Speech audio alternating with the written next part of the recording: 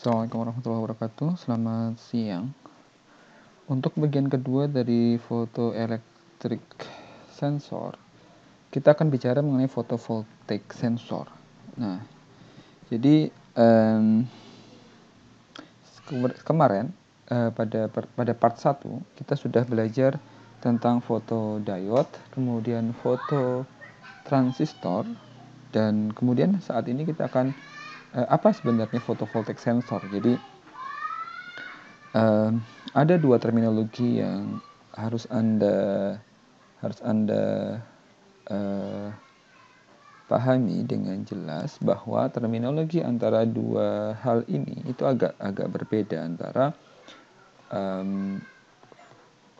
photoelectric vs photovoltaic. Ini ada dua terminologi yang sangat mirip, tetapi ketika kita desain suatu device, ini akan memberikan sesuatu yang berbeda. Jadi kalau kemarin kita udah belajar mengenai photoelectric effect. Apa sih photoelectric effect pada suatu dioda? Jadi ketika photoelectric effect, ketika kita berikan exposure cahaya terhadap suatu permukaan atau suatu material, maka elektron itu akan mendapatkan energi yang cukup untuk melepaskan diri dari valence B-nya dan menjadi elektron bebas. Nah, elektron bebas itu yang kemudian akan mengalir di material tersebut, ada junction dan seterusnya, pada band yang sama, pada pita energi yang sama, karena exposure cahaya tersebut pada wavelength tertentu dia akan mengekstasi elektron pada band yang sama. Tetapi untuk photovoltaic sensor atau photovoltaic effect, ini sama-sama suatu material itu akan dieksposur oleh cahaya.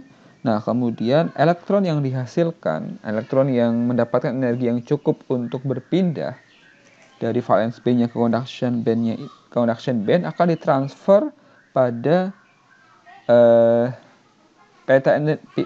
pita energi yang berbeda.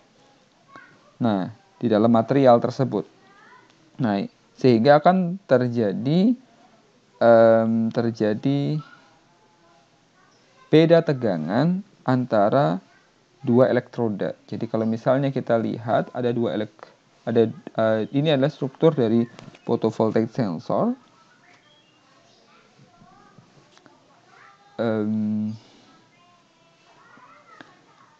Kita punya p-type layer di sini. Ini p-type yang warna abu-abu, dan n-type silikon yang warna putih. Kemudian antara p-type dan n-type diberikan junction, ada PN junction di tengah-tengahnya. Nah, ketika kita berikan exposure cahaya di p-type ini, kita berikan cahaya yang besar, maka elektron di p-type itu akan mendapatkan energi yang cukup dan melewati bandwidth atau band gap dari material semikonduktornya, sehingga akan keluar menjadi elektron bebas atau akan berpindah dari satu pita ke pita yang lain, baik misal dari valence band ke conduction band dan seterusnya. Nah, kemudian elektron yang bebas ini akan terdifusi dari permukaan itu secara cepat. Jadi karena exposure kan bagian atas ini, ya akan muncul pasangan elektron di atas ini, kemudian dia akan terdifusi ke bahan di p-type layer ini, karena di situ kan kebanyakan hole ya. Jadi hole itu akan tertarik ke n-type silikon, karena n-type itu kan kebanyakan elektron ya. Nah, sehingga akan muncul maka di sini di bagian sini tuh banyak hole nanti yang tertarik oleh elektron yang yang merupakan carrier mayoritas di n-type. Di sini banyak elektron dipisahkan oleh junction. Nah, oleh karena itu di junction ini tercipta medan listrik ya. Maka di sini tercipta medan listrik, atau dari medan listrik itu kita bisa mendapatkan electromotive force. Kita bisa ukur berapa nilai tegangannya di antara elektroda itu. Kemudian ketika kita hubungkan dengan sebuah penghantar, maka kita bisa mendapatkan arus di situ. Nah, itu adalah photovoltaic sensor. Jadi basically dasarnya adalah seperti itu. Kemudian ini adalah rangkaian gantinya dari photovoltaic sensor.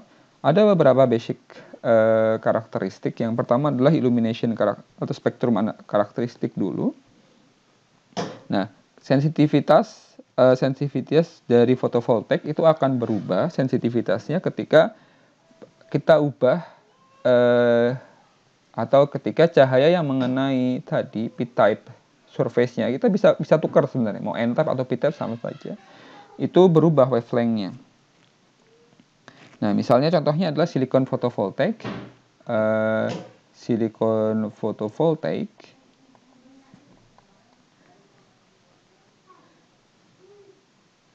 dia punya lambda itu sekitar 0,8 mikrometer. Kemudian selenium fotovoltaik dia punya lambda sekitar 0,5 mikrometer. Maka spektral respon dari silikon ini spektral responnya dari 0,4 sampai 1,2 mikrometer. Sedangkan selenium spektral responnya itu dari 0,38 sampai 0,75 mikrometer. Oke, jadi dari sini kita bisa lihat dengan wavelength yang lebih tinggi kita punya range spektral yang lebih jauh. Kalau kita lihat silikon fotovoltaik dia range-nya di lambda 0,8 mikrometer itu sekitar 0,8 mikrometer. Sedangkan untuk selenium dia hanya sekitar 0,75 dikurangi 0,38 mikrometer dengan senternya di 0,5 mikrometer. Maka untuk aplikasi-aplikasi yang kita butuh wavelength yang lebar, kita tangkap cahaya yang cukup lebar, broadband spektral, maka kita bisa menggunakan silikon dibandingkan dengan selenium. Kemudian yang kedua adalah illumination karakteristik. Jadi ketika kita berikan iluminasi yang berbeda-beda, maka photocurrent, arus yang dihasilkan karena tadi eksposur cahaya atau foto EMF-nya, EMF itu electromotive force, tegangan yang dihasilkan dari eksposur cahaya tadi juga akan berbeda. Nah, hubungan antara besarnya iluminasi dengan photocurrent itu disebut dengan karakteristik iluminasi.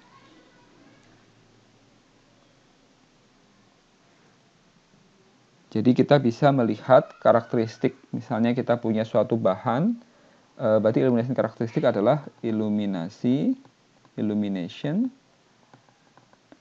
versus photocurrent, ya itu disebut dengan illumination karakteristik.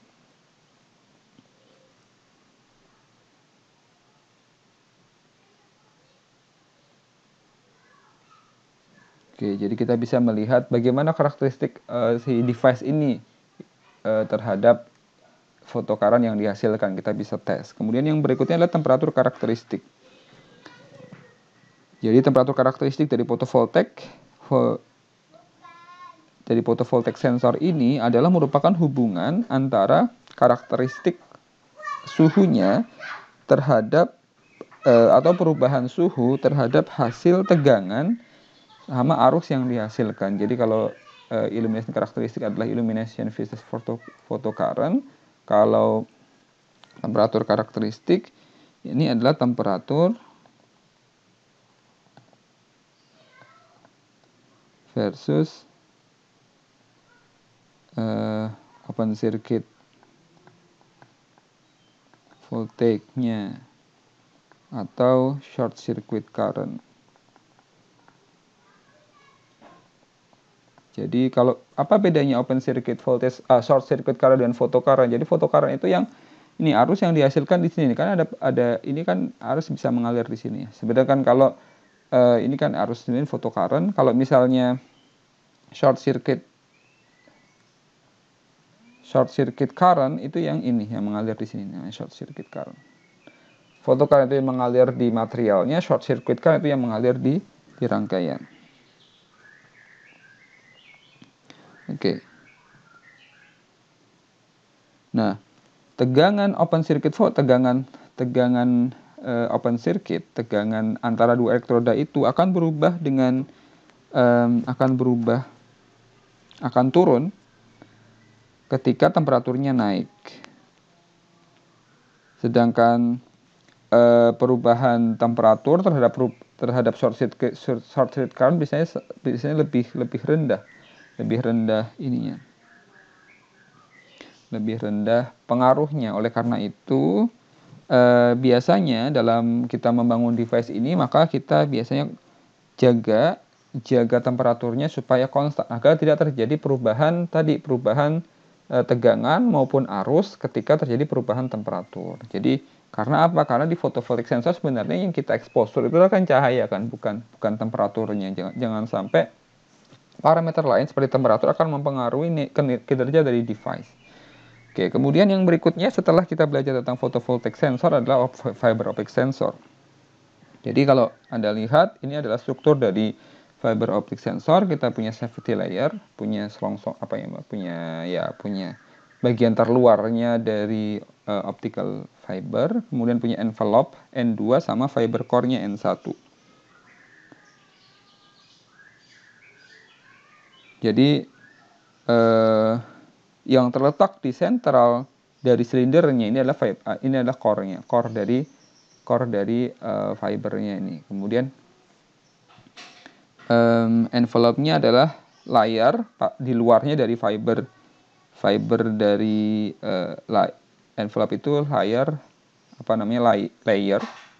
di luar dari fiber core-nya. Kemudian sementara safety layer gunanya untuk membungkus sebagai pelindung secara mekanik terhadap fiber core. Karena fiber core itu kan sangat mudah patah ya.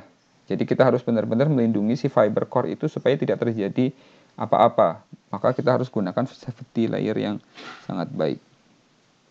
Nah, konduktivitas dari optical fiber atau fiber optik itu sangat dipengaruhi oleh karakteristik dari fiber core-nya sama envelope-nya.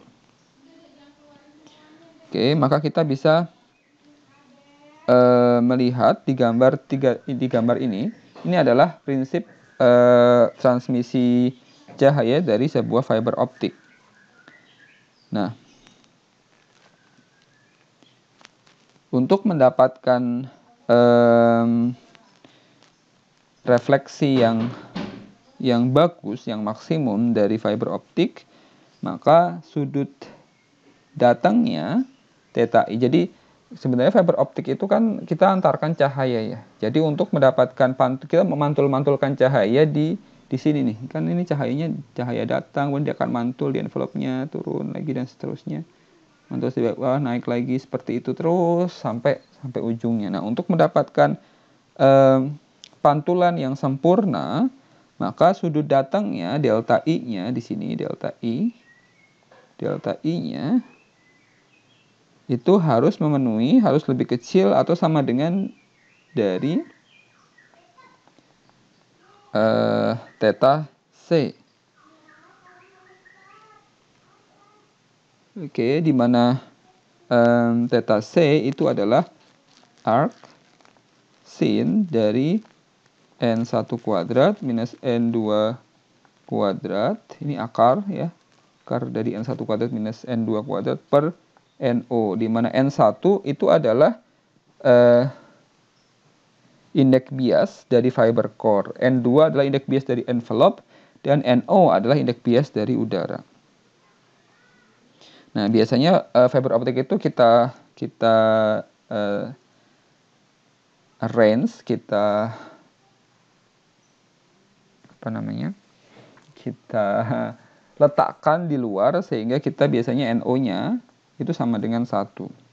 Sehingga equation ini kita bisa ubah dengan arc sin akar dari N1 kuadrat minus N2 kuadrat saja.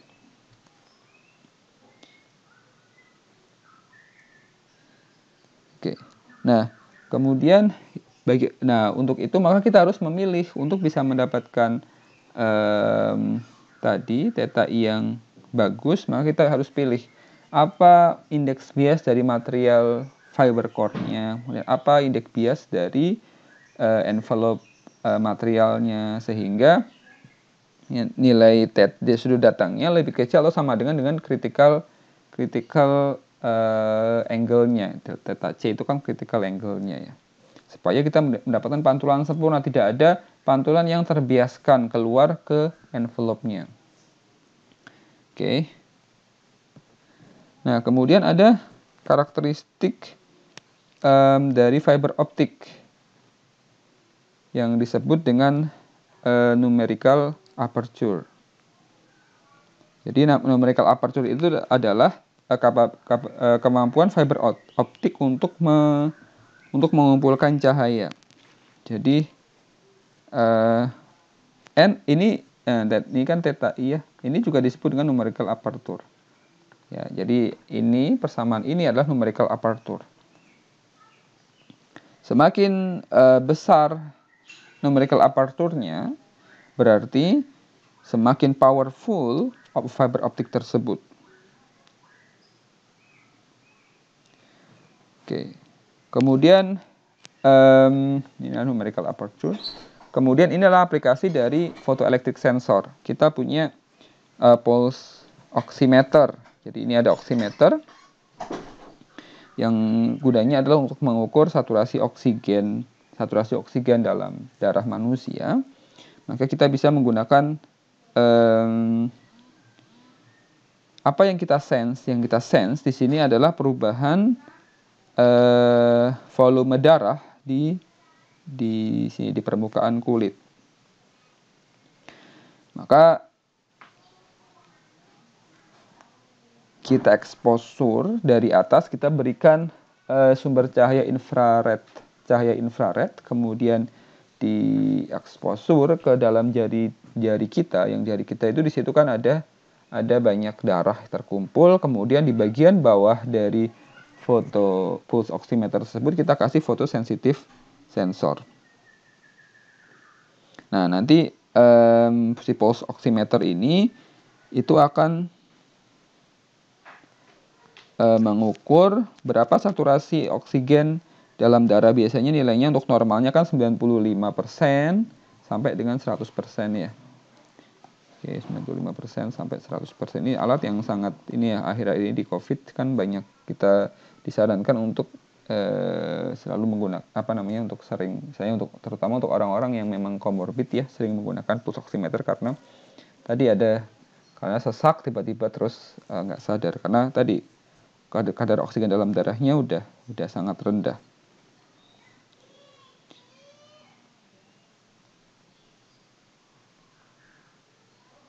Oke, kemudian yang berikutnya yang lain adalah untuk aplikasi fiber optik.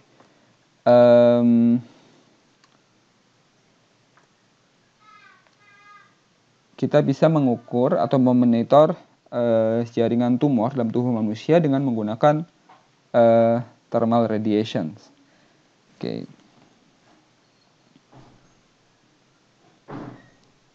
Jadi secara umum optical fiber optic sensor itu seperti ini. Kita punya optical fiber, kemudian kita punya cahaya yang kita mau kirimkan, incident light-nya, kemudian cahaya yang dipantulkan. Di sini kita kasih liquid crystal di ujung dari optical fiber tersebut.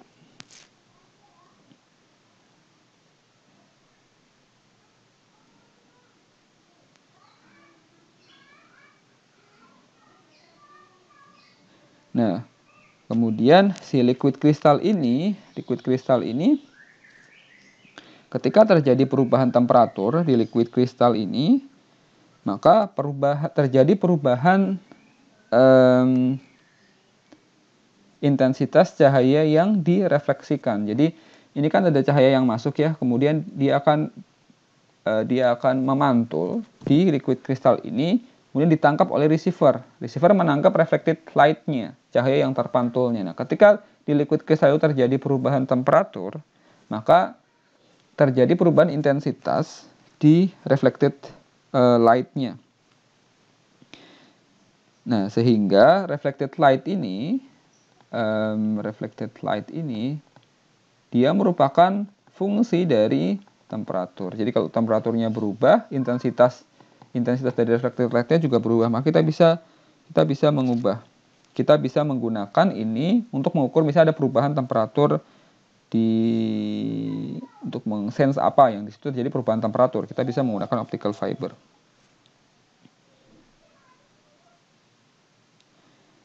Nah, biasanya fiber optik itu sangat sensitif, kemudian ukurannya sangat kecil, tidak ada interferensi karena tadi kita lihat sangat ini ya, strukturnya ada optical core-nya, kemudian envelope-nya, safety layer-nya, sehingga sangat tidak terinterferensi, jadi sangat sensitif dan sangat presisi pengukurannya terhadap perubahan temperatur di liquid crystal. Misalnya kita aplikasikan fiber optik seperti ini. Nah, oleh karena itu kita bisa gunakan optical fiber temperature sensor itu misalnya untuk mendeteksi perubahan temperatur untuk beberapa lokasi yang spesifik. Misalnya ada hipertermia di tumor. Nah, kita bisa lihat, kita bisa sensing dengan menggunakan alat ini. Seperti yang ditunjukkan pada gambar yang bawah ini adalah aplikasi optical fiber sensor untuk monitoring tumor tisunya. Jadi kalau tadi perubahan hipertermia di tumornya, kita bisa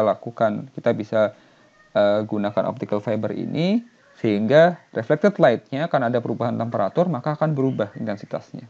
Nah, kita bisa melihat apakah material apa yang ada di situ, benda apa yang ada di situ dengan perubahan intensitas cahaya tersebut. Ada dua contoh di foto electric sensor dan foto voltage sensor. Oke, saya rasa cukup ya untuk part yang kedua dari foto electric sensor. Terima kasih atas perhatian Anda. Selamat siang. Assalamualaikum warahmatullahi wabarakatuh.